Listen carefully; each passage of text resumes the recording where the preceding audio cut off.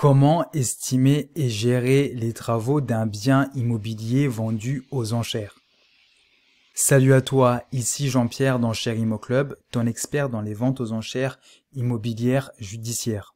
Dans cette vidéo qui est très importante, je vais te parler d'un sujet qui est souvent très bloquant pour des débutants. C'est l'estimation des travaux. Comme j'ai pu le constater, la plupart des gens vont souvent mal estimer les travaux et donc ça va avoir des conséquences à la fois sur le résultat de l'enchère qu'ils vont avoir, mais aussi ils peuvent se retrouver finalement à sous-estimer les travaux et donc ça c'est le pire des cas où donc ils vont finalement acheter le bien au-dessus des prix du marché au vu des travaux à faire. Donc à la fin de cette vidéo, mon objectif c'est de donner les outils qui te permettront d'estimer correctement ces travaux, même si c'est un travail qui doit être fait continuellement et donc on s'améliore en fonction du nombre d'estimations qu'on va réaliser, mais au moins tu auras une très bonne base pour estimer les travaux. Si tu découvres ma chaîne, sache que je publie une vidéo toutes les semaines, donc si tu ne veux pas rater la prochaine vidéo, n'oublie pas de t'abonner et d'activer la cloche de notification.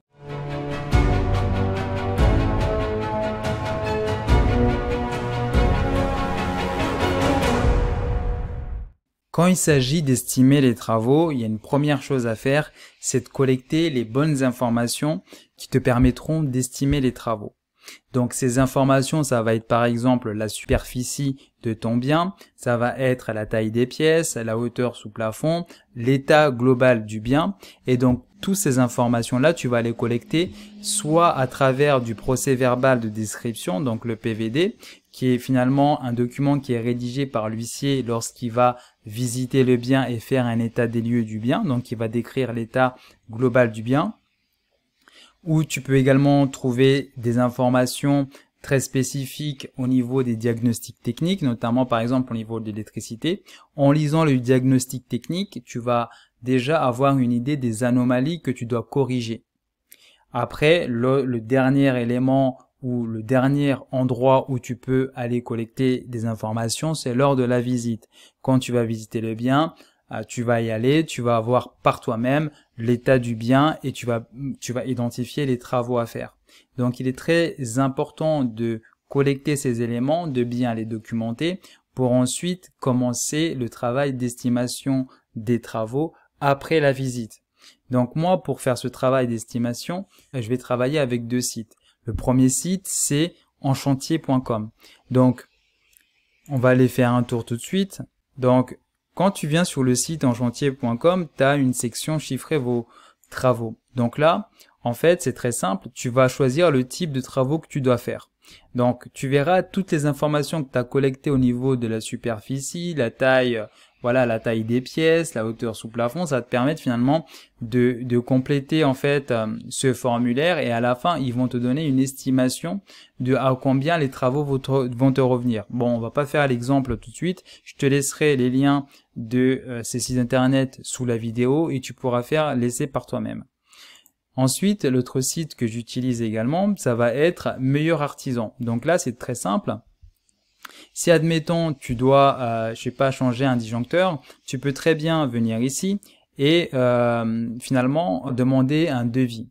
Donc, ce qui est intéressant avec ce site, c'est que les personnes souvent n'ont même pas besoin de se déplacer pour voir le bien. Ce qui nous arrange étant donné que nous, le bien, on n'y a pas accès en tout temps. Donc là, la personne va te donner un devis en disant, écoute, par rapport aux éléments que tu me mentionnes, ça va te revenir à temps. Et ce qui est intéressant avec ce site, c'est que tu vas avoir plusieurs devis et ça va te permettre d'avoir une vision exacte finalement de combien tu devras mettre pour faire les travaux de rénovation. Donc ce qui est bien avec ce site, donc tu vas avoir voilà, par exemple pour tout ce qui est remplacement de la plomberie, donc l'électricien, peintre et aussi tu as d'autres éléments. Je te laisserai également aller voir ce site et essayer de voir comment tu peux l'utiliser pour avoir l'estimation la plus exacte possible. Ensuite, l'autre élément qu'on utilise, ça va être les références.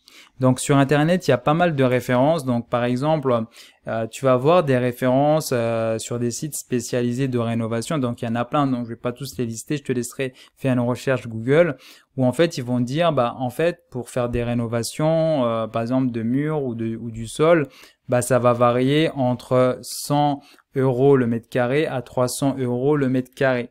Donc là, tu as déjà une idée de à combien ça peut te revenir. Par exemple, une rénovation totale. Donc, ce que j'entends par une rénovation totale, sans modification de la structure, donc ça va être refaire la cuisine, la salle de bain, les fenêtres, l'électricité, la plomberie. Donc, ça peut varier entre 600 € le mètre carré à 1100 € le mètre carré. Donc, ça, c'est le type de référence que tu peux aller chercher soit directement sur Internet ou tout simplement auprès des artisans. Donc, ça va te permettre de gagner beaucoup de temps. Tu vas arriver dans un appartement, dans une maison, tu vas regarder rapidement la maison. Déjà, dans ta tête, tu as déjà fait tes calculs. Tu sais que par rapport aux références que tu as, si tu as envie de faire du luxe ou si tu as envie de faire des choses, on va dire, un peu plus basiques, tu vas tourner en fonction du mètre carré à tel montant, quoi. Donc ça, c'est des éléments que tu peux utiliser. Donc voilà, donc j'arrive à la fin de cette vidéo. J'espère que ces outils-là pourront t'aider à mieux estimer les différents travaux. Et puis derrière, le plus important dans tout ça, c'est la collecte des informations qui vont te permettre de faire les meilleures estimations. Il y a aussi d'autres astuces comme par exemple prendre des photos si l'huissier en charge de la visite te l'autorise, des vidéos et moi ça je l'ai déjà fait où je fais une vidéo, je prends des photos et j'envoie ça à un artisan et puis l'artisan il va me dire en fonction de ce que je vois, potentiellement ça va te coûter tant pour faire de la rénovation. Donc il y a ces genres de choses aussi que tu peux utiliser. Si tu as aimé la vidéo, n'hésite pas à liker, à partager et puis je te dis à bientôt pour une prochaine vidéo.